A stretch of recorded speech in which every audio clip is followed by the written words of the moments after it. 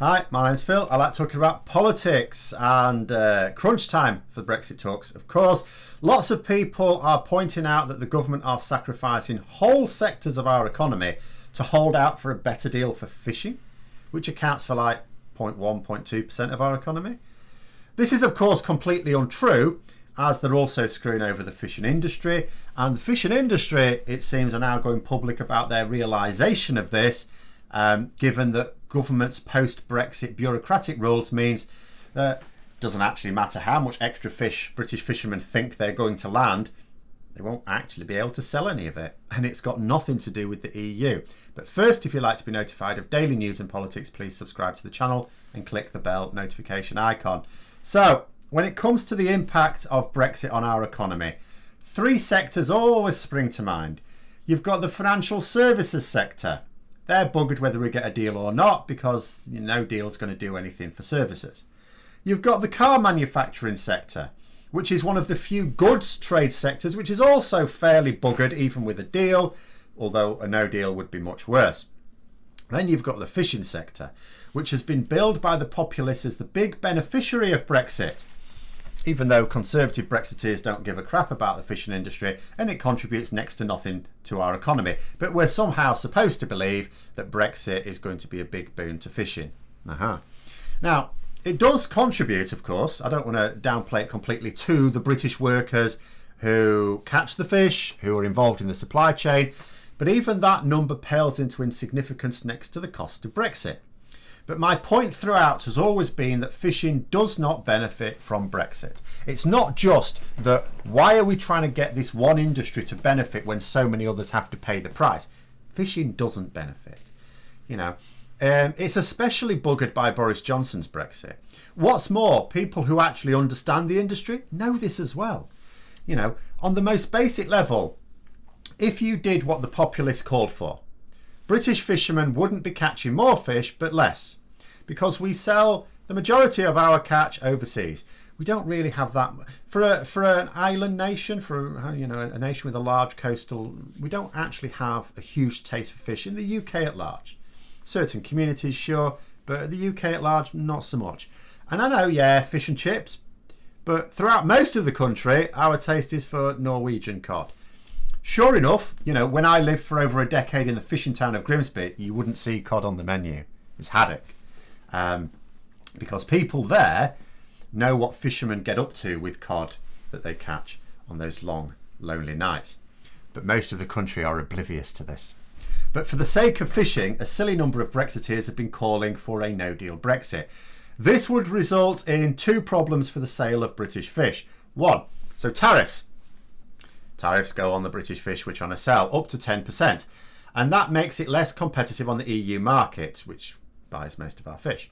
Now, some people will try and talk about, the lower value of the pound is helping to offset this, as if crashing our economy is beneficial. But if that's the argument, and technically crashing our economy does benefit exporters, couldn't we have knackered our economy and still traded freely with the EU for maximum competition? But the second and much more serious problem is access. So if British fish become, say, unpopular in European markets because of our behaviour, it still won't sell. People just won't buy it. If French fishermen blockade access to the ports, it won't even make it to market for people to make that decision. And it's this access to markets that's actually been knackered, but not by French fishermen or by EU rules, but by the British government. This came as a genuine surprise to me. It's actually hilarious in a sense, but I always do pause when I raise a smile and consider such ironies. And I do remember not all fishermen voted for Brexit, and as a result, not all of them deserve this. But for those who do, it is quite funny. So a letter has been sent to the Environment Secretary, George Eustace, who is the cabinet minister I was talking about yesterday, I think. Now, in it, representatives of the fishing industry in Cornwall explain how the government's Brexit bureaucracy plans are going to actually make it impossible to sell their fish. I'll put a link in the description below to the tweet, which includes the sections of the letter. But the gist of it is this. So, delays in the supply chain for fish is really bad. I get that. Fish goes off pretty quickly.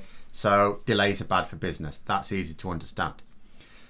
The rest of it requires more specialist knowledge. Now, when we were in the EU, and still now, in the transition period, there was a nice efficient system of applying EU regulations in a sensible time frame that allowed for comparison of logbooks to take place after the sale of fish. Obviously related to quotas and so on.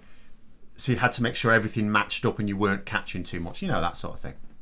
In other words, EU bureaucracy understood the need for pragmatic solutions without diluting standards or checks and balances. So it allowed the bureaucracy to be completed without delays in getting the fish to market. But the British government system is a little bit more unyielding.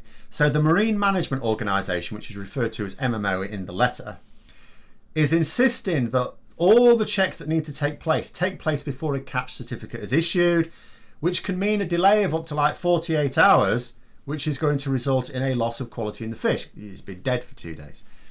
And this would be with or without a deal, because this is the government's customs arrangements. It's part of their customs arrangements. It's also not something the EU are insisting upon. This isn't our way of complying with what the EU want. This is 100% the British government and their way of doing things. And it will be a cautionary tale for Brexit in general, because the government are trying to pretend that fishing rights is one of the remaining blocks to an EU trade deal. It is not. That's nonsense.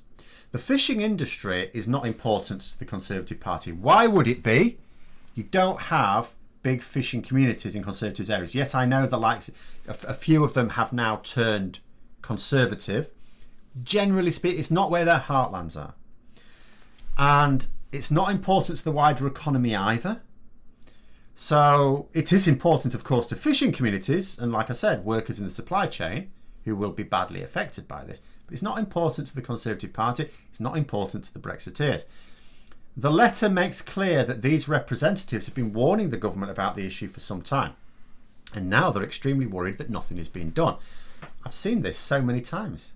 How many times have we seen this? I was talking just last week about a letter that was issued by the head of the company who's developing the software to manage customs arrangements, particularly for trade between Britain and Northern Ireland. Again, there's an increasing number of people who were obviously trying to warn the government about what's going to go wrong with their path and are now so exasperated that these things are coming out publicly. Imagine what is happening in other industries that the government aren't even pretending to care about, because they pretend to care about fishing. It's apparently we're gonna fail to strike a deal with the EU just based on fishing rights. We're expected to believe that.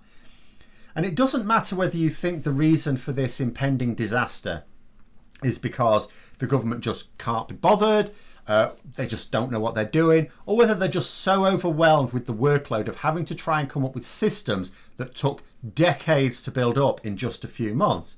The bottom line is we're not even remotely prepared for Brexit. Not even close. The people in charge of our Brexit direction have no understanding of the complex issues involved. Now, that in itself is not a criticism. I wouldn't expect them to. You know, how could I expect a gutter journalist to understand how international trade and supply chains work? I wouldn't. But I would expect them to recognise their own ignorance and rely upon the expertise of these industries. Bear in mind, in a video I did yesterday, I think, you know, in defending their COVID corruption, the government said, well, it's quite right that we take expert advice from private companies who just so happen to then land huge contracts from the government. Well, if getting expert advice from the private sector is right for COVID, why isn't it right for Brexit? Why weren't, for example, hauliers and exporters involved in developing the systems to deal with customs arrangements? Why wasn't the chemical industry involved in the development of a system for registering chemicals?